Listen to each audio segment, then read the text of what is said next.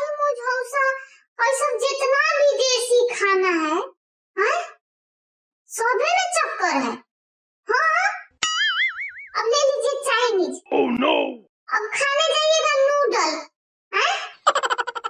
अब फार्क में ठूस के गोल गोल घुमा के ठूस के मुंह में डालिए तो उनमें से आधा लटकते रहता है, सात गोजर ऐसा, हैं? Oh no! ओकर बाद से शुरू के खाइए, करेक्टर है उसका जी, कोनो करेक्टर ही नहीं है उसका, हैं? लूज करेक्टर सब। अब दूसरा का हुआ बर्गर, हैं?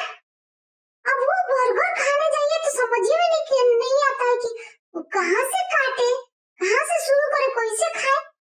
खाने जाइए तो सब में से निकल के गिरने लगता है, हैं? जितना कुछ में भरा रहता है सब लूज करेक्टर सब, हैं? कोनो करेक्टर ही नहीं है उसका, बताइए जी। यहाँ का देखिए, हम लोग का इंडिया का बर्गर माने कि पराठा, हैं? आलू का पराठा है, गोभी का पराठा, सत्तू का पराठा है, कोनो चीज का पराठा, कितना सेफ एंड सिक्योर है, और करेक्टर लूज नहीं, एकदम फिट। Oh no! लल्लन टप खाइए, कोनो गिरने गिराने का एकदम चक्कर नहीं, डर नहीं है। ओकरा बाद से आप दाल भात तरकारी चोखा है, सांभर इडली